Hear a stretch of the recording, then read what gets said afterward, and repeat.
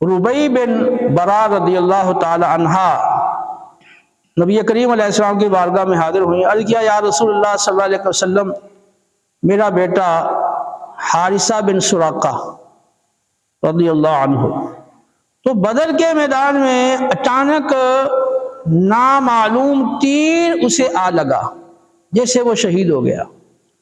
آپ مجھے یہ بتائیں کہ وہ جنت میں ہے یا کسی اور جگہ ہے؟ اگر تو وہ جنت میں ہے تو میں اس پہ صبر کروں گی، اور اگر وہ جہنم میں ہے تو میں اس پر خوب رویا کروں گی۔